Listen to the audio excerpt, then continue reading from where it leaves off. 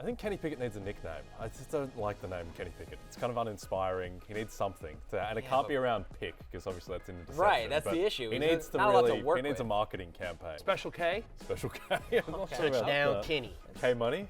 K Money? Yeah, I'm not sure. It needs to be something unrelated to his name, probably like the Iceman or something. And we'll find a nickname for Kenny Pickett. And then Kenny! New look Steelers offense. But we'll start with a guy who used to play for the Steelers and now will play against the Steelers in James Conner. You killed us, Kenny. Was you talking about South Park? Yeah, we go down the South Park Road on this show once in a while. Yeah. I mean, blame Canada. Fantasy Football Happy Hour with Matthew Berry, served by Applebee's. Welcome to the Fantasy Football Happy Hour. It's love-hate day for Week 13. I'm Connor Rodgers alongside Matthew Berry and Jay Croucher. Before we do anything, guys, we got to shout out Kevin Chan. He's listened to us. Oh, yeah, Kevin Chan. It's Spotify Rap season. KC. For those that don't know, yes. KC is his nickname. He's listened to us for 81 hours this year. For some reason. He drinks free today. Shout out to Kevin. Kevin was also a promoter of the promo code Connor5, the viral promo code Connor5 that sold many copies of the Rotoworld Draft Guide. That's so much Methuselah chat that he has devoured into his earballs. Popcorn chewing. Tough loss for the J10 fans out there.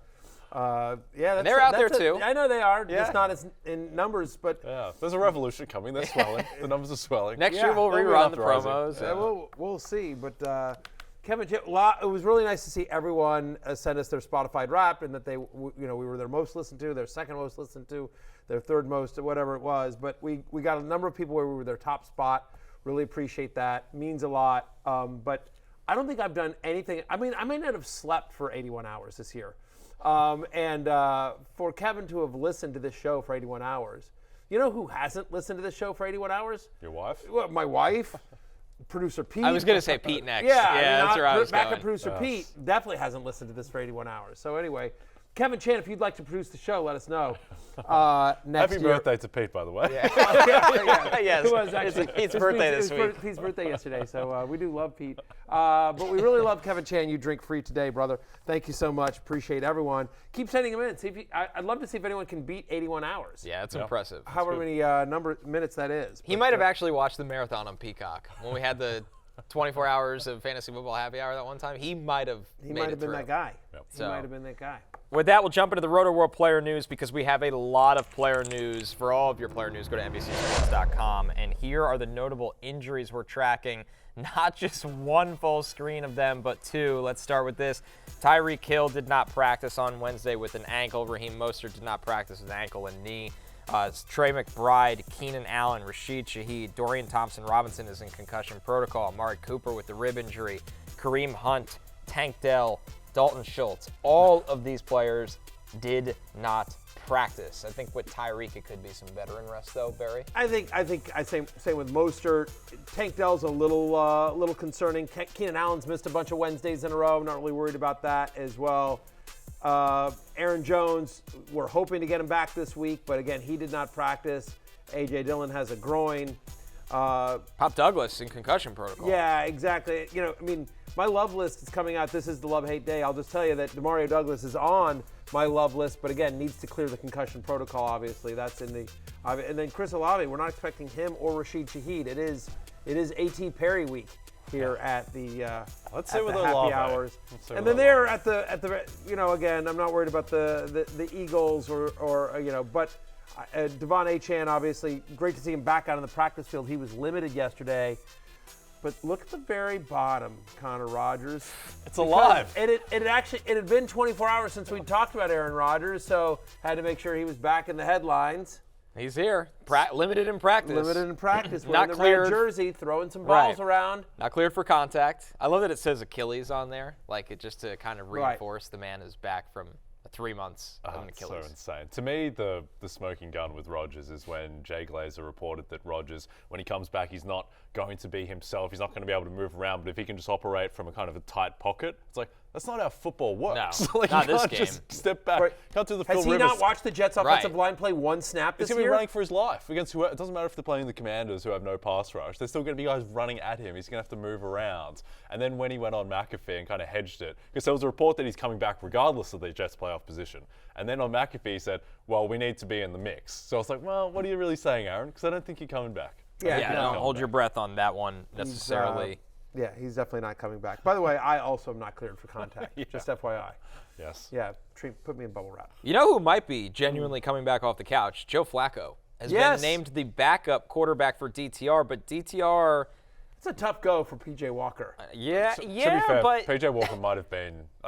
Tim Boyle played better than P.J. Walker did last week, I thought. P.J. I don't know how tough very bad. Go. He's been unplayable. He had some moments last year in Carolina. He had some real Sure. moments. Great story. He's not really had moments this year. And I think the fact that they're going to bring in Flacco and make him the presumptive starter if DTR can't go, and we expect he probably won't go, I think that says a lot about where P.J. Walker is at. But, I mean, what do you think this does, Matthew, for Amari Cooper if he can go? Also on the injury report, Elijah Moore and company. I know this is going to sound insane. I think it's an upgrade. I agree. I think it's an upgrade. Do we think Joe Flacco is great? No. Do we think he's elite?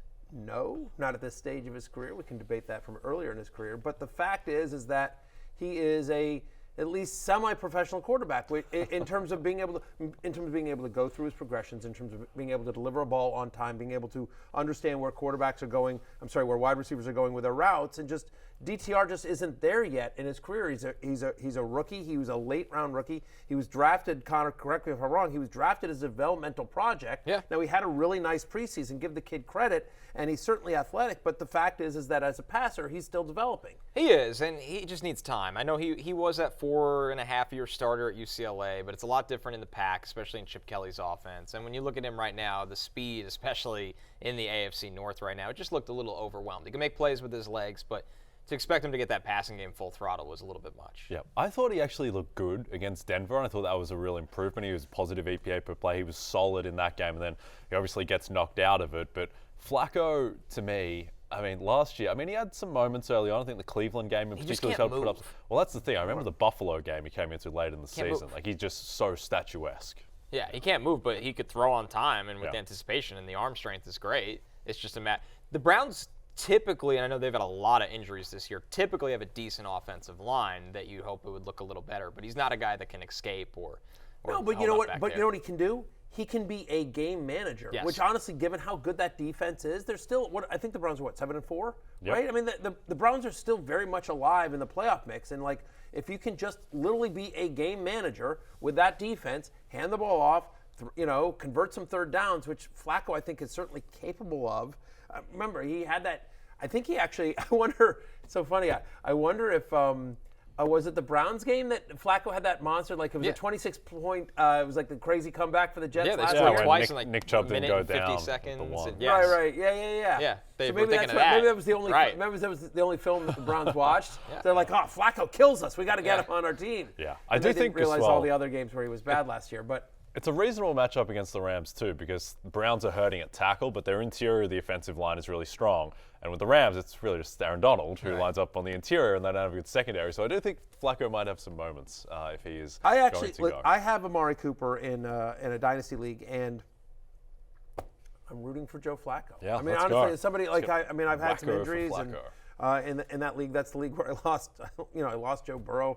I'm not going to have Ken Walker tonight. I'm not going to have Aaron Jones. It's all my college buddies. It's 12 teams, 18-man keepers. It's just super deep, and so it's just there's nothing out there on the waiver wire. Right? Yeah. So it's kind of this thing. So you need the guys that you have to be able to perform. So we've been having to roll. Me and my college roommate, we co-own the team together, and we've had to roll out Amari Cooper every single week, no matter who's throwing the ball, because we don't have anyone better.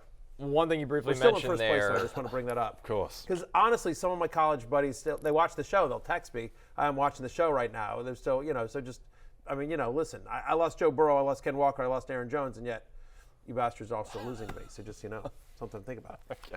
You briefly mentioned it. I went to college with him 30 Kenneth years ago. Walker is doubtful for Thursday Night Football against the Cowboys. He was not on our injury graphics. He's not expected to play. We'll get more into Zach Charbonnet in just a bit during Love Hate. One last piece of news. The Athletic's Jeff Howe reports the Patriots are preparing Bailey Zappe to start against the Chargers in Week 13. Jay, are you fired up for Bailey Zappe? I'm not. I'm not fired up for Bailey Zappe, unfortunately. So Bailey Zappe's taken 71 snaps this season. They've been 71 really bad snaps. He hasn't really played well at all. I think the fake spike interception against the Colts will go down in infamy. Now, at least it's different, right? At least it's different because whatever Mac Jones was doing wasn't working. Now, we'll see what happens with Bob Douglas. He's got no weapons whatsoever to throw to Bailey Zappe. So I think this is probably just, I mean, it might be slightly better news for Ramondre and Zeke just because they're more inclined to run the ball, but I think this is largely much ado about nothing. Probably is. A couple of things to consider here, though. I think, again, if you sort of think about how, and Connor, you can speak to this too because I know you're at Jets practice all the time, but like, I don't think people out there really fully understand how NFL practices go. And so the fact is that Mac Jones, for the majority of the season, has gotten all the first-team reps. Often the backups will, if they get any reps, if the backups get reps, it's with the practice squad guys going against the first-team defense. You know, I mean, like they don't get a lot of, quote, first-team reps where they're getting to throw to Devontae Parker or Hunter Henry or Pop Douglas. Like, you know, and so maybe they get literally like 5 throws a game. It sounds insane, like 5 throws of practice. Like it sounds insane, but like it's very real. But you know, so the fact that they're saying, hey, we're gonna like Bailey Zappe's had to come in, but every single week that he's had to come in, and not that he hasn't prepared or that he, you know, I'm not saying that, but just I think there is a different mindset, and it's just reps, man. Like especially if you're inexperienced, which both these guys are, Mac and Bailey Zappe, they're both young players. So Bailey Zappe, who's I think, isn't he a second-year player? Yeah, he's a second-year player. You know, who's like what, a 4th-round pick out of Western Kentucky. Day 3 pick. Yeah. Day 3 pick out of Western Kentucky, I think, right? He's had a ton of passing records in college. Yeah, and so my point is that, you know, like it's one thing to be like, hey, you got literally like 15 pass attempts over the course of a week, and now you've got to get in there down 2 touchdowns. Versus, hey, we're going to prepare this game plan for what we think you do well. We're going to try to hide what we don't think you do well. And you're the guy this week, all the first-team reps. I'm not saying Bailey Zappe is going to go out there and light it up, but I do think there's at least some cautious optimism that he'll at least be better than what we've seen so far. Now, that may be, you know, instead of a 2, he's a 3. I mean, you know, like, you know, I'm damning with faint praise here, but I think the last thing to consider here is that if he goes off, I mean, you know, think about Zappe Hour. Think about the amazing dad puns It is we a can content do, machine. right? I mean, it is. It's like, welcome into the Zappe Hour. Here at the Zappe Hour, we drink free. Yes. You know, Zappe birthday, everyone. What you can do with the letter Z. Yeah, there's just a lot of like. It's a great name. I just don't. It's weird because, you know, you're a dad, you have 3 young children, but you're not fully in dad joke mode yet. And I just feel like you just kind of, you don't. Bailey Zappe could push me there. Yeah, he could push me over the line. This is the player to That's do what I it. might need. I might need him to take down the Chargers, and then I'll get there. Get to your level. The weird part is I bet you, I will say this, jokes aside, that I think I wouldn't be surprised if you see some Malik Cunningham as well, that they try to mix and match. They re-signed Will Grier. It's weird because I've heard from some beat reporters that they really liked Will Grier, and then they released him, and then, of course, on the other hand, they released Bailey Zappe in the preseason, and now he's starting from this week. So And they've cut Malik Cunningham this year, too, at times. Bill Belichick seems obsessed with this 2 QB thing. He clearly didn't watch Friday Night Lights with Matt Saracen and JD McCoy because that didn't work out then. And it's not working out for the Patriots either. Now, favorable matchup, to be fair, against the Chargers defense, so that is one They've thing. been better.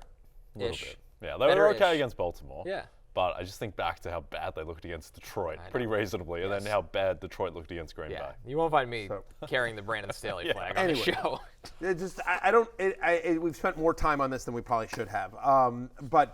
Yeah, looks like there's a change. I do like Pop Douglas if he clears concussion protocol. If not, I do think Devontae Parker could just get some cheap volume here.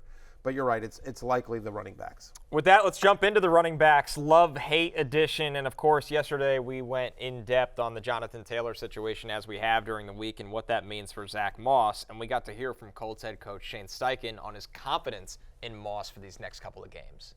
See how Connor leaned forward right there? Obviously, when JT wasn't with us early in the season, you know, Zach carried the load, and that's what we expect, you know, going forward with him until we get JT back. I think he's very nimble. Like, when he's going through, he's very patient. He sees it. He presses the holes. And then when he does get out in space, he's able to break tackles and create those explosives, which is awesome to see. And he's been awesome for us all year, and obviously excited for him, you know, these next, you know, however long. Been a great first year for head coach Shane Steichen, Jay. You and I were talking about this a little bit. in a private text thread Yes, recently. and another one. Matthew didn't get those notifications. Now, Shane Steichen's me. If I had to vote for Coach of the Year, and strangely I don't, but if I did, I think he might be my pick. This team is 6-5. They've so little talent. They lost the starting quarterback, and they just keep on rolling. They've dealt with the Jonathan Taylor saga to start the year, and now he's hurt. And here comes Zack Moss, who quietly has been basically just as effective as Jonathan Taylor when he's been on the field. He's been really good. And so I think that they really shouldn't miss a beat in the running game. And they go up against the Titans' run defense, which is still good, but not the unit that it was last year, Matthew. No, and that includes Zack Moss torching them for over almost 200 total yards and 2 touchdowns the last time he faced the Titans. They've allowed, by the way, a rushing touchdown in 4 of the past 5 games. Zack Moss comes in at running back 6 for me this week as well. In the games in which Jonathan Taylor has been out, Zack Moss has an 84% snap rate. He's averaging over 24 touches a game, over 120 yards from scrimmage in those games. Yeah, all aboard Zack Moss. Next up here, You've Bijan. been mossed. Yeah. That's what he should do. Yeah. Yeah? He should do. He should. When he scores Claim a it as his touchdown, own. he should, what that. Yeah. That Do whole it, Zach. Do it. Yeah. Our next one here, Bijan Robinson, who is finally getting a bit of a commitment from Arthur Smith. Back-to-back games with 19 touches. We talked about it yesterday, guys. The Jets' run defense the last couple of weeks has been shaky. The loss of Al Woods. This defense is always on the field. And Matthew, that makes you a believer in Bijan this week against the Jets. Yeah, you're always nervous that Arthur Smith is just going to try to get too cute, but there's at least some consistency. Back-to-back games, as we've talked about, with 19 touches. He had only 2 such games in the first 9 weeks of the season, which is sort of insane to think about, the guy that the 8th overall pick was used on. But what's exciting, though, is they're starting to use him in the red zone, in the green zone.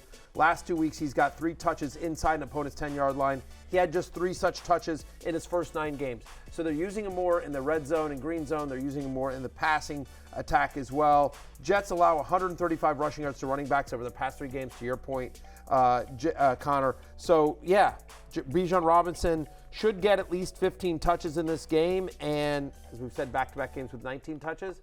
And when he gets at least 15 touches, he averages over 18 fantasy points per game. Bijan Robinson comes in at running back 9 for me this week. Yep, I like that. And a big thing, too, is that just being opposite Tim Boyle, you're very likely going to have the ball more often than the Jets do. The Jets ranked 31st in time of possession. They only had the ball for 24 minutes against the Dolphins. One thing, though, Connor, is that the past couple of days, the team that has been eviscerated in the betting market by sharps more than anyone else? The New York Jets, who were down, I think they were 3-point dogs at one point. Now it's coming down to 1.5. So people in the market like the Jets, or at least like their ability to keep their close. They don't like Desmond Ritter. Yes. That's literally what that is. Yeah. It's a blockbuster matchup. Much like everybody Boyle, that plays quarterback for the Jets, Zach Wilson, Tim Boyle, at some point Trevor Siemian, Desmond Ritter can also lose you any game. Yes. No, I like that. That's an interesting one, though. All right, our Yeah, next running back here, Rachaad White. This is Daniel Hackett versus Arthur Yes. Smith. This is Oh, quite wow. the... Who could outthink themselves Whoever more? wins, we lose. Yeah, right, exactly. Yeah. Rachaad White comes in on the love list this week. I feel like there's a trend here, Matthew, where if a running back has the Panthers on deck, that running back's going to be on the love list. So enter the fray, Rachaad White. Starting to figure out my secrets, are you? Yes, I'm on to you. Exactly. Yeah. Well, you know what? Just because it's obvious doesn't mean it's not true.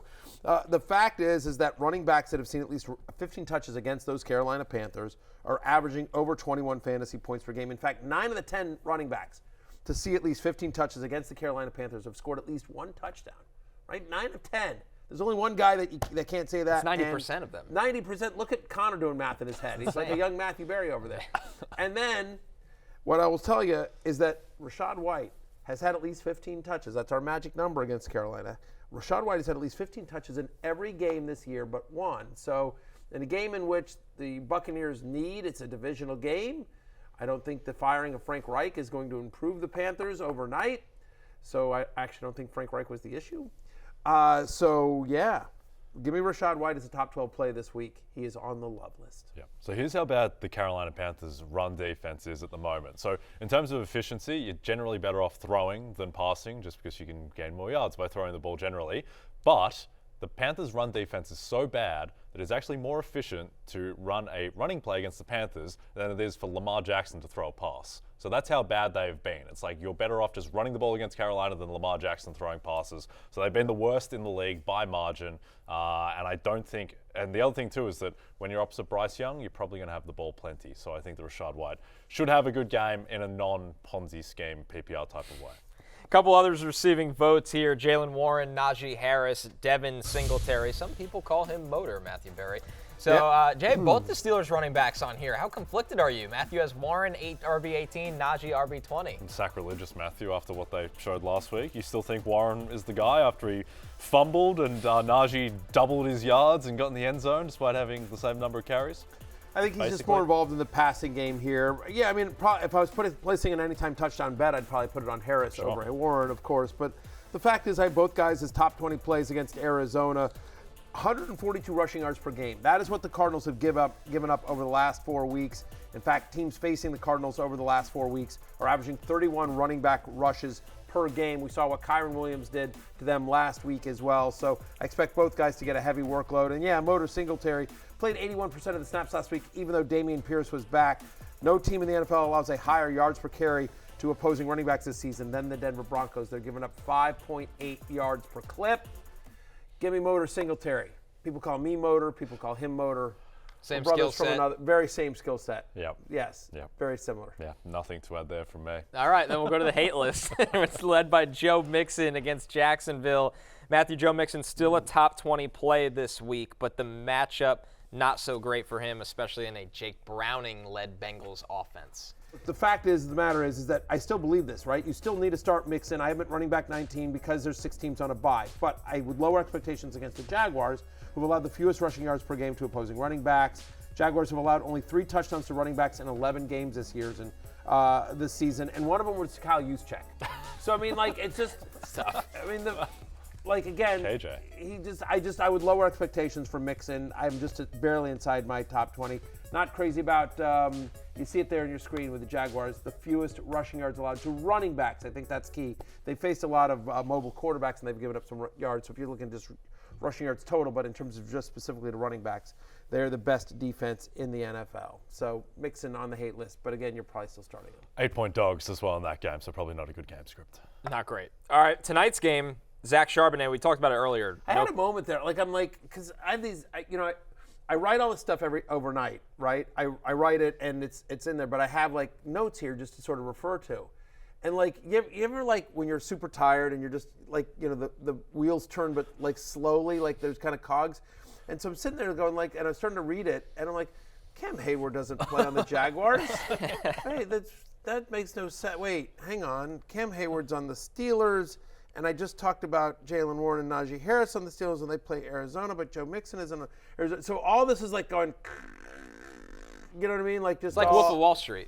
Very, when he takes a very certain something on the plane. That's right. Yeah. Exactly. And then, right, that was me driving was it a Ferrari? Driving whatever the car back, like. Yes. Yeah. The internal wheels and synapses of Barry. Yeah, exactly. Frightening to think about what's going on Hayward, in there. Yeah, no. Joe Mixon. Yeah.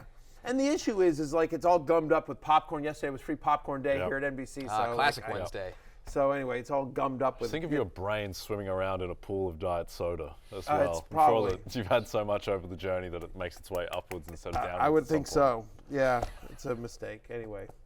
So back to Zach Charbonnet. No Kenneth Walker, we'd think. I mean, he's doubtful for tonight here, Jay. Charbonnet, you don't love this matchup with Seattle. They're 9-point dogs. They got Dallas. They're at Dallas. But Charbonnet needs to be a volume guy involved here, but makes the hate list, I would assume, for Matthew because of some of that matchup concern. Yeah, tough matchup. They're almost 10-point underdogs at this point. Geno Smith seems like he's still banged up potentially. So Charbonnet's going to have to do it through just falling into the end zone and then I think also getting receiving work or just breaking a run as well. And he can do that. The Cowboys have a good rushing defense. It's not elite, though. It's not a top 5 rushing defense. So I think that Charbonnet is still a play as a flex low-end RB2 just through volume, but I wouldn't be expecting 100 rushing yards. He's running back 22 for me, so I have him in the exact same place as well. One of the concerns, though, is, hey, volume will get him there, and hey, he's going to, even if they're down, he's their third down back. He actually only played 54% of third downs last week. Yeah. So that was the other concern, is that, so going against an elite Cowboys defense as well, they've allowed 78 yards from scrimmage, which isn't a ton,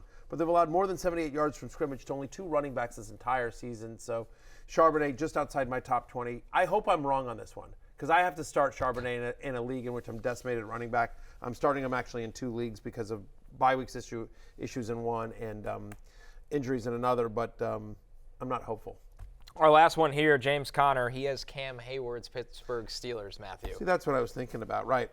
Look, this is a guy that hasn't seen a snap rate above 70% since week 5. That was another one where I was just like, wait a minute. I know Joe Mixon's. I mean, that's the whole volume. Anyway, blah, blah, blah. A bunch of Diet Coke and popcorn in there. Anyway, week 2. That was the last time James Conner had a snap rate above 70% as well. In the 3 games since returning, he's had only 44% of the team's goal line carries. They've actually brought in Clayton Tune a few times to do kind of the brotherly shove, the tush push as well. Pittsburgh, since Cam Hayward returned in week 9, they're top 7 in the NFL in terms of rushing yards and yards per carry allowed to running backs fewest, obviously. So it's a good run defense. Conner isn't involved in the passing game. He's a 50-50 shot to get any goal line work as well. In a game in which I think the Cardinals struggle to move the ball, he's running back 26. Again, you may not be able to turn down the volume because he will likely get 15 touches in this game. But again, lowering expectations. The other thing too is just Kyler Murray runs the ball himself a lot. And I know Josh Dobbs was manning the offense and he runs too, but not as much as Kyler Murray. And so Kyler Murray, particularly at the goal line, and he's already done this, is going to steal touchdowns from Conner. I believe at all that you guys are the favorites going into this game. They're the home team. They've lost one game, but you're the favorites. Yeah, I mean, it doesn't make a lot of sense to me, but I don't really know how that stuff works, so I don't really know why. It is random.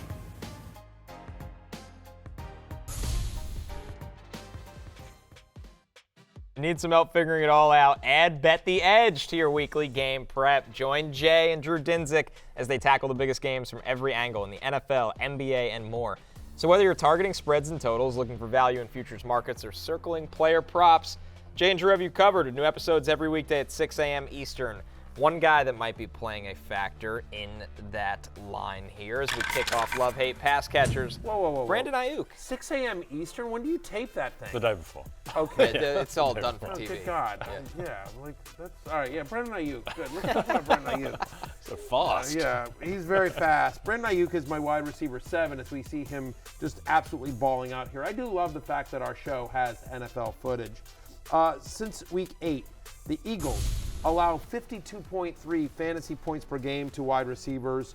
That is the most in the NFL. In fact, they've given up over 225 yards and multiple touchdowns to wide receivers in 3 of the last 4 games since week 8 as well. Tyreek Hill, that's the entire list of players that have a better yards per route run this season than Brandon Aiyuk, who, as you see on your screen there, comes in at number 7 for me. He's on the love list. Give me Brandon Aiyuk. Poor Kyle Shanahan doesn't understand how the lines are made. No, he You doesn't. think he's onto something, Jay? Well, yeah. Did they just spit it out? It is. It's just a random number generator, and that's why the Cardinals are 3 touchdown favorites over the 49ers in a couple of weeks. But no, Kyle, if you ever want to sit down, give me a call. Be happy to talk Brock Purdy's MVP campaign and how lines work. David Lombardi, who does a really good job at The Athletic covering the 49ers. And I think he's actually the only man in America pushing Brock Purdy MVP propaganda more than myself. But he had a really good article there about this matchup and how the Eagles, the one place they struggle more than any other is passes to the middle of the field. You know who loves to run over the middle of the field is Brandon Aiyuk. You know who's really good at throwing over the middle of the field with these timing routes? Brock Purdy. So if ever there was a week for Brandon Aiyuk, it is this one. The only thing is going to be a little bit of rain in Philadelphia, and Brock did not look great in the rain against Cleveland, but it's not going to be too heavy, and I think ultimately he'll be a monster this week, Aiyuk. Yeah, totally agree. By the way, people were like, I can't believe the Niners are whatever 2.5, 3 point 3 favorites. now, yeah. It's up to 3, are 3 point favorites, and I'm like, is it because they've watched football? Yeah. I mean, like seriously, like the Eagles. I know the Eagles are 10-1, but they're an MVS pass, a Gabe Davis correct route, and Dallas converting from first and 5 Dallas, on the 6. or just honestly Luke Schoonmaker's touchdown being called correctly because he was on the ball, the ball. Yep. Anyway, we Or don't Dak have to go through that stepping whole out of thing. bounds, yeah. Right, Dak I mean, stepping out. They could easily be 8-4 or whatever it is, right? Yeah, they 7-4. could have a couple more losses. I mean, they're still an excellent team. This isn't the Vikings of last year. Oh, no, the Eagles they're are a very top good 5 team in the league, They're a very no good question. team, but they're not the best team. The That's right. Niners are the best team, I I agree. think, and that's what the market thinks. And the Niners, the one time they've been fully healthy and played a good team this year, they beat Dallas 42-10. And the Eagles did not beat Dallas 42-10. And I think ultimately, this is where it runs out for Philly. And look, they're still probably going to get the 1 seed. They're still in great position to win the Super Bowl. But off extended rest, I think the Niners at full strength, having thought about this game since last year, since the NFC title game where they didn't get a fair crack at Philly because Brock Purdy did his elbow, I think this is going to be a big day for the Niners. Yep. Completely agree. Our next one here, Jaylen Waddle, another wide receiver that comes in Barry's top 10 rankings this week, Jay. And with Waddle, I mean, he's somebody that we kind of overlooked the first couple months of the season. Even the Dolphins did. He just wasn't getting those consistent big performances, but feels like he's turned it on lately, and he's got a great matchup against the Commanders. Yeah, I think the thing is that he just wasn't healthy in the first month of the season, and then it wasn't until the New England game in 7 games into the season for him where he topped 86 yards. He went 8 for 114, caught every pass that he was thrown against the Jets, and now Matthew against your Commanders. I mean, they've just got nothing. They've got nothing left on defense, losing Sweat, losing Chase Young. The secondary was already a weakness, and I mean, it just felt like target practice for Dak Prescott on Thanksgiving. No team in the NFL has allowed more touchdowns to opposing wide receivers than my Washington Commanders. Hail victory. Hail defeat. And right, exactly, right? Wide receivers that have seen at least 7 targets against Washington are averaging over 22 fantasy points per game. And so Jaylen Waddle, who has a 24% target share over the last month, he's averaging 8.5 targets per game, should be in for a huge game here. I have him as a top 10 play this week. Obviously, Tyreek is going to have a monster game as well. And just because this is the love-hate show, and because on Monday I did my little rant about Dan Snyder and David Tepper, everything like that, I revisited because, it's interesting. You'd think that, when I was able to express all of that about Snyder and how dare they mention David Tepper in the same breath as Daniel Snyder because he's nowhere near as bad as Snyder, you'd think me just spewing all that would let it get out of my system. But in fact, what actually happened was that it just got me more angry because after we got off the air and I started watching the clips back on social, I forgot all these things that I forgot to bring up because I was just doing it in the moment of stuff. And so my love-hate open this week is all the stuff that I forgot. Oh, it's the gift that keeps on giving. It really is. I mean, there's all the, there's some of the greatest hits, the investigated by the DEA, the Sean Taylor mannequin, right? Man, exactly. The having testified before Congress, the $1.6 million, paid off to a team employee, to settle a sexual harassment claim, the other sexual harassment. Anyway, just all that stuff. The naked cheerleaders, that they so creepy. But then there were some ones that I'd forgotten. There were did you know that Daniel Snyder and the Washington professional football team sued their season ticket holders? There was a 72-year-old grandmother who had been a season ticket holder for almost 50 years. But during she ran a real estate business, and during the pandemic, she really struggled with finances. She had 2 suites, and so she was just like, I can't pay my season tickets. Can I give them up? And they were like, no, you signed a 10-year lease, and they, you signed a 10-year contract to have these season tickets, and they sued her for $64,000. Yeah. Again, Daniel Snyder's worth, many billions of dollars, but they sued a 72-year-old woman, a 72-year-old grandmother, for $64,000. Did you know they once sold used airline peanuts, used peanuts from a defunct airline, and it was 9 to 12 months after the expiration date of these peanuts, and it literally said whatever, Freedom Air or what? That's not the name of the company, but whatever the name of the old airline, it was some regional airline that had gone out of business, and they said they would, a guy would be like, I'll take a bag of nuts, and it's whatever, $7, and they hand him, and it says whatever, Freedom Air on the bag of peanuts. And they thought this would just be looked over? My favorite thing. It does because it's so much that you forget all of it. Yeah. My favorite thing's the DEA, which is just that's reserved for Walter White. Right. From Breaking Bad, which is a show I know we've all watched. That's just fantastic. That is correct. So you don't have to worry about that here. No, thank God. All right. Steven's telling us to move on. I guess we'll get back to... Steven's a fan of... Yes, Steven is, of course, a fan of America's team, the Jaguars. We'll get back to Eagles-Niners here. DeVonta Smith also makes the love list. So 2 wide receivers in this game on the love list. DeVonta Smith comes in as wide receiver 15 this week, Matthew. And you said it, as soon as Dallas got hurt. That sucks for Goddard. It sucks for the Eagles. But if you have DeVonta Smith, this might revitalize him in fantasy, and it has. 2 games without Goddard this year. He's averaging over 19 fantasy points per game. He's averaging 102 receiving yards a game. He's got a 32% target share. almost 33. It's 32.7% target share. So in a game in which we expect them to be able to move the ball against San Francisco, because teams facing the Niners this year averaging over 22 wide receiver targets per game, that's third most in the NFL. You have to throw against San Francisco. And I think obviously, because we've talked about this, we like Brock Purdy in this game. We like the Niners offense going against a struggling Eagles defense. We expect a lot of points to be scored. So yeah, you're obviously already starting A.J. Brown, but it should be another big game for DeVonta Smith on the other side of the ball opposite San Francisco. Yep. And without Dallas Goedert, this is the team that I think is probably has the greatest concentration of usage to 3 players, where it's just like it's just A.J. Brown, DeVonta Smith, and DeAndre Swift. Like there's no one else. Like it's just everything goes through them and will continue to. And this is a game where I think that they're going to need to be throwing, to your point. So it should be a big game for DeVonta Smith, even if they don't win. Our final pass catcher, and of course also from this game, George Kittle, Jay, as we often have said on this show, especially from Matthew's mouth. Start your tight ends against the Eagles. George Kittle comes in as tight end 2. Yep. Start them doubly so this week because Zach Cunningham, he looks like he is going to miss. The Eagles is quietly banged up on defense. Fletcher Cox also did not practice yesterday, and already they weren't very good against tight ends. So I suspect that Kittle is very well positioned to have a good game. And just anecdotally as well, it feels like Kittle, like they kind of use him more in the bigger games. It's like what Andy Reid is doing with Travis Kelce, where he's scaling back his usage, and then all of a sudden against Philly on Monday Night Football, he ramps up to 91% of the snaps. I wouldn't be surprised if we see the same thing from Kittle, where he's a guy they want to manage throughout the year, but you really let him loose in this game. And it's exactly what you just talked about with Brandon Aiyuk, Jay, a few minutes ago. Like, again, the middle of the field against Philadelphia, and start your tight ends against Philadelphia as well. Eagles have allowed a touchdown to a tight end in 3 of the past 4 games. 5 of the 6 tight ends that have seen at least 6 targets against the Eagles this year have scored at least 15 fantasy points as well. So it's a good matchup. He's a good player. He's my tight end too. And I actually, that same dynasty league that I was talking about that I'm with all my college buddies, we can only play 1 tight end. It's a super flex league. You want to play 2 quarterbacks. But I have Kelce and Kittle in that league.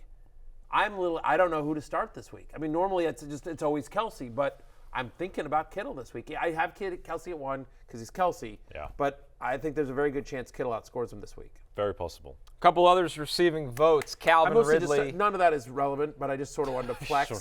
again to my college buddies that watch the show. Yeah. Just again, I've got Kittle and Kelce and had them for years. Calvin Ridley, Courtland Sutton, Pop Douglas, Josh Downs, Evan Engram, and a resurgent Pat Freiermuth on this list, Barry. Last 4 weeks, Arizona's a bottom 10 defense in terms of most fantasy points per game allowed to tight ends. And so Freiermuth, who had a 34% target share last week, is a top 10 play for me as well. Look, we know how bad the Bengals are against tight ends. Freiermuth just destroyed them last week, right? So Evan Engram makes the others receiving votes here as well. Bengals allow the 2nd most fantasy points per game to tight ends. Josh Jones, in his first game out of the bye last week, had a 32% target share. We've talked about Pop Douglas. Chargers have allowed the 3rd most fantasy points to wide receivers this season. Hopefully he gets out of the concussion protocol. Obviously, if he's not, you wouldn't love. But if he is active for this game, I like him against the Bolts. Courtland Sutton, look, Houston has allowed 4 touchdowns to wide receivers in their past 3 games. Sutton has 6 straight games with an end zone target. Russ seems to always look for him when he gets close, which makes sense because if you get it within like a 5-mile radius of Courtland Sutton, he comes down with it. Like, he's made a couple of the most amazing catches this season. And finally, Calvin Ridley in that Monday night game against the Bengals. 4 straight games with at least 1 end zone target. He's had 5 in the past 2 weeks. Since week 6, Bengals allow the 4th most yards per game to opposing wide receivers. I think Trevor Lawrence has a big game in this one, and Calvin Ridley and Christian Kirk are a big part of that, along with Evan Engram. Yep. Josh Downs to me is interesting on that list just because of how bad the Titans' pass defense is, 2nd worst in the NFL in terms of efficiency. And with Jonathan Taylor out, like they can't just run Zack Moss 40 times. They're going to have to throw a little bit, and it's going to be just Downs and Pittman. Speaking of those Titans, DeAndre Hopkins leads the hate list for pass catchers. Will Levis makes his first start. Everybody's excited. It looks great, especially for Hop. And Jay, ever since then, not much going between these two. No, and Will Levis has very much come back down to earth. I think it's actually a sneakily more difficult matchup than expected against the Colts defense, which is usually not very imposing, but the Titans offensive line is just so meek at the moment, and now they get a Colts team that quietly has developed a pretty solid pass rush. Samson Ebukam coming in has really helped them. DeForest Buckner is still there too, and they're forcing turnovers, and I think Will Levis is not afraid to turn the ball over, and Hopkins may suffer. Even in the big first game where he had all the touchdowns, he still only had a handful of receptions. In fact, he's had 4 or fewer receptions in all 5 games that Levis has started. So I'm with you. He hasn't that first game where he had the monster game, that's the only game that he's gone over 60 receiving yards with Levis under center as well. I'm with you that the Colts are underrated here. He's my wide receiver 28. So he's just merely a touchdown-dependent wide receiver 3 this week. Matthew, on yesterday's show, you talked about how it might be time to close it out on Puka Nacua. He makes the hate list and comes in as wide receiver 30 against the Browns. Since week 6, he's had one game, literally one game with more than 5 receptions, under 50 receiving yards in 3 of the past 4 for Nacua, and now you're facing the Browns defense. So I just, no thank you on Puka Nacua. He comes in at wide receiver 30. I want to see it again before I trust him back in my lineup. And then our last one, Drake London. Jay, we talked about the, at best, shakiness of Desmond Ridder. That has deeply affected Drake London all season. He just makes it into Matthew's top 40 wide receivers. Yeah, not ideal. A terrible matchup against the Jets and their 2 elite cornerbacks. And also the Jets, we talked about this yesterday, they're struggling a little bit more against the run. If Arthur Smith ever needs an excuse to run the ball more and more, he will take it. All right. You know what's interesting about Drake London? So he's a guy with 2 first names and 2 last names. Is London a first Is name? London? I've never met somebody named London. My daughters have a friend named London. Is that right? Yeah. She's a 12-year-old girl. Yeah, lives in right. the neighborhood. All right, fair play. There you go. called it. All right, I can't dispute that. Right, I know, you wouldn't think so, but yeah. She's, Don't mind it. Yeah. Parents British? No. Yeah, okay, that's good. No, and strange. what's interesting is the parents aren't British, and the parents have they have 4 kids. Yeah. And the other, it's London, Paris, New York, and no, Tokyo? no, it's like it's Nick, it's Lexi, it's Braden, and London. Okay. So no, maybe, it's Maybe the next 3. kid will be called Tokyo. Yeah. Anyway, she's a lovely young woman. She's a lovely young woman. The girls like her, everything like that. We like the parents. So, anyway, just so you know, yes, London is a first name. Drake London, man of Fascinating. 2 first names, 2 last names, as you said. Always a crowd pleaser. Yes, Drake London. absolutely. All right, Except this quarterbacks. week Love, against the hate Jets. quarterbacks. We start with Tua. Tua comes in as QB3 against the Commanders.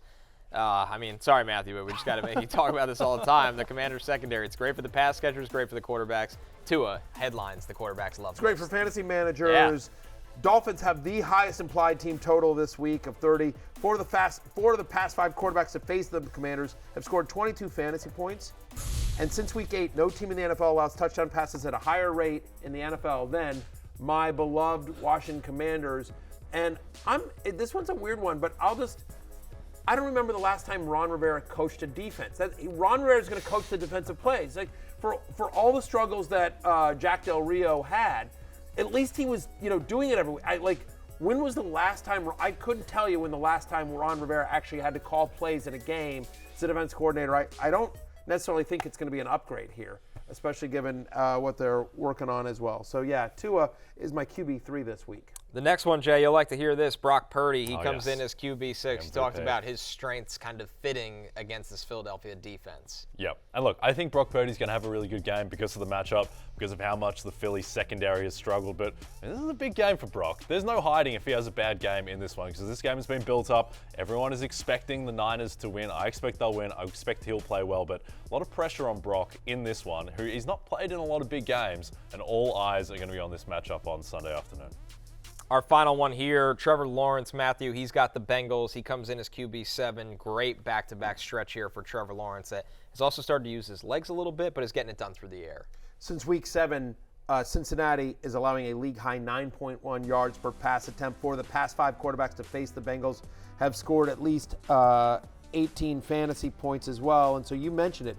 Back-to-back 20-point games with Trevor Lawrence. His 3 best fantasy games have come in the past 5 weeks. Finally seeming to, look like Trevor Lawrence as we see him running against the Saints from that Thursday night game a few weeks ago here as well. So he's gotten a couple rushing touchdowns over the last couple of weeks as well. So T-Law, as I like to call him. Yeah, this should be a good game for him. He's my quarterback 7 this week. A couple others receiving votes. Sam Howell comes in as a top 10 play. Same with Russell Wilson against the Texans, and then Jared Goff against the Saints. Jay, could be a viable streaming option as QB12 here. Yeah, Jared Goff, who will look to bounce back from that atrocious performance on Thanksgiving against the Saints defense that is missing Marshawn Lattimore on IR and doesn't seem super imposing at the moment. It's a big game for Russell Wilson. A lot of hype around Russell Wilson at the moment. I don't think he's playing phenomenally well. I think he's playing fine. He's managing games, but against the Texans defense that is improving See how he does there. And then Sam Howell just through volume alone and what should be a passing game script. Should get there. Jared Goff is always really good when he has a clean pocket. Saints 28th in pressure rate over the last month as well. You mentioned no Marshawn Lattimore. The game's on the road, but it's in a dome where Goff usually performs Cameron well. Jordan also banged up and may not play. Which is nice. Last 4 weeks, Texans allow over 21 fantasy points per game to quarterbacks. We expect C.J. Stroud at home to have another big game, so Russ is going to have to throw, I think, to keep up with C.J. Stroud. And future Hall of Famer Sam Howell in the preseason, this man right here, go wide, Trisha, because this man right here, I want to see. This man called me Travis Homer because of my preseason love no one got the of joke Sam at the time. Howell. And as we sit here, as we enter Week 13, Sam Howell is the 7th best quarterback in fantasy in terms of total points. Yep, no, I'll eat crow on that one. Sam Howell's been he's been voluminously productive. Yes. He's gotten there. I'm not sure that's really a term. That was part of the argument. It's the Blake Bortles thing. I think he's better than Bortles, but I mean, it was like Blake Bortles, for all the jokes, Blake Bortles was a top 10 fantasy quarterback for a couple of years there. Blake Bortles outplayed Tom Brady in the AFC title game in Foxborough, and he got screwed because of the Miles Jack thing. 100%. We'll never let this game go. Should have been in the Super Bowl. The Jaguars should have played in the Super Bowl. People I 100% forget agree this. about that. The Miles Jack, that call was awful. And he wasn't down, and Jaguars should have played in the Super Bowl. They got screwed. They totally did. Our quarterback hate list headlined by Geno And the Smith. worst part of it is that's the only time that the Patriots have gotten a call in Foxborough. Like, what are the odds? That's right. What are the It's the chances only of that? time. A rare time. They've had the Billy Cundiff miss as well, that kick from Baltimore. They've gotten some really lucky, the Patriots, a lot of quite times. some time, Billy Cundiff. But at least David Tyree did make that catch. There you go. Geno Smith headlines the hate list for quarterbacks. He's QB 18. We know what the Cowboys pass rush can do, Matthew, and Geno's been banged up this year, as has Tyler Lockett. Kenneth Walker's not playing. There's just not a lot right for the Seahawks offense in a brutal matchup. The question becomes, do you think Geno Smith runs one in? Because if he doesn't run one in, you don't love it. There's only 5 quarterbacks that have scored at least 17 fantasy points against the Cowboys this year, and 3 of them had a rushing touchdown or at least 50 rushing yards. And I just don't know that I see that for Geno. It's always possible. But only 2 quarterbacks, this is a crazy stat, only 2 quarterbacks have thrown for even 230 yards against the Cowboys this season as well. And so Geno, who doesn't really play well under pressure, right? He's 27th in yards per pass attempt when he's pressured. Well, guess what? Who leads the NFL in pressure rate? It's Micah Parsons and the Dallas Cowboys. So even in a week in which there's 6 teams on a bye, I have Geno Smith outside my top 15. And in negative game script, which should, in theory, work for Geno. It's just, I'm just not seeing it. I'm not excited about him tonight. This Geno era in Seattle, I don't think they've ever beaten a really good team. And they just seem to play very much to the level of competition. I think that with that offensive line, I think that the Cowboys should be teeing off on him tonight. Our final one, Jay, Matthew Stafford. He comes in as QB 21 for Matthew. He has not had a game where he's thrown for more than 231 passing yards since week 4. Yeah, which is just strange. The injury, but also when he's been healthy, too. Yeah, and there's been some, like, he would have gone over that against the Cardinals if they needed to throw in the fourth quarter. But against this Cleveland defense, I think he's a very defense-dependent quarterback because he can't really move that much back there. And with Myles Garrett, it looks like he will go. Browns coming off a loss, expect that they'll give them his best game. Cleveland's allowed 1 or fewer touchdown passes in 8 of 11 games so far this year. The only quarterbacks that have scored even 14 points against Cleveland have all scored a rushing touchdown, which is not really a big part of Stafford's game. I know he had the monster game last week, but outside my top 20 this week in a week in which there's 6 teams on a bye. It was hard to find quarterbacks to hate this week. Got to be honest with you. So I know, not the greatest list, but I'm doing what I can over there. We're taking one last break. I know When KC, we're back, I know Kevin Chan is with me. we'll be doing what we can for Last Call. Best Bets, Thursday Night Football. Don't forget, on DraftKings Sportsbook this season, new customers can bet $5 and pocket $150 in bonus bets instantly. Plus, all customers can get a no-sweat same-game parlay every day. Download the app and use the promo code BERRY when you sign up. DraftKings Sportsbook, the crown is yours. It is time for Last Call, and we have the most bet player props for Thursday Night Football, courtesy of DraftKings, starting with Dak Prescott passing touchdowns. Over 1.5, but that's at minus 220 now. CeeDee Lamb receiving yards over 84.5. Brandon Cooks receiving yards over 40.5. Tony Pollard rushing yards over 62.5. Dak Prescott alternate passing yards 250 plus. That's minus 280. Jay, it looks like the public doesn't care about the juice. The public is in on Dallas. It's remarkable. That's at fine. this point. I'll go a little more northwest. I'm going to the Seahawks side. Taking Jackson Smith in Jigba, your man, over 43.5 receiving yards. Here's why. Cowboys outside corners. Deron Bland, who's become a Defensive Player of the Year candidate. Stephon Gilmore, who's won Defensive Player of the Year in the past. They are elite. Jordan Lewis in the slot, not so elite. He's one of the weakest slot corners in the league, and he's someone who people really target. Think about what Curtis Samuel did last week, Matthew. And so Jackson Smith and Jigba lines up in the slot as ton. He's gotten at least 36 yards his past 7 games, so I think that he'll go over 43.5 tonight in a game where Seattle will need to throw. What about you, Matthew? I like that What are you call. looking I like at? that call. do too. It's a great call. Well, listen, you heard me earlier that Zach Charbonnet's on the hate list, so I'm going under 74.5 rushing and receiving yards. Only 3 running backs this entire year have gone over that number, and one of them was Christian McCaffrey. So again, I think they'll try to get him involved, but we talked about this. He played on only 54% of the third downs last week as well, so it's really like half the third down work, and we expect a negative game script. They're almost 10-point underdogs here. So I think they'll be throwing a lot, and so give me the under on 74.5. Again, he hasn't even gotten, Anyway, you should talk. Dallas has allowed more than 78 scrimmage yards to running backs only twice this entire year. So give me the under on 74.5 for Charbonnet. I'm looking at Rico Dowdle over 18.5 rushing yards. Dallas obviously expected to have a pretty big lead in this game. And Dowdle, when you look at his usage, the last 3 weeks, he's averaging about 7 carries or more than 7 carries per game. This is kind of one of those ones where if Dallas goes up big, I think they want to run Tony Pollard into the line over and over again in the second half. 18.5, it's a pretty feasible mark for Dowdle. Save Pollard for Philly on Sunday Night Football the week after. Yeah, there after you a go. short week. You guys should parlay all those at DraftKings with promo code Barry.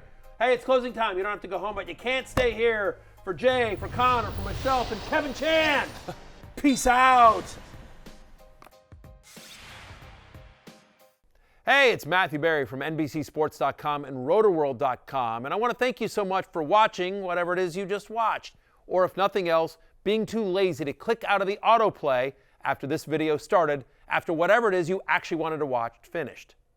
But now that you're here, I'd like to take a moment here to ask you respectfully now, okay? I'm asking you respectfully to subscribe to the NFL on NBC YouTube channel. You'll get the latest Rotoworld fantasy news headlines, all sorts of great shows, including my own Fantasy Football Happy Hour. So go subscribe now. Again, I'm asking respectfully.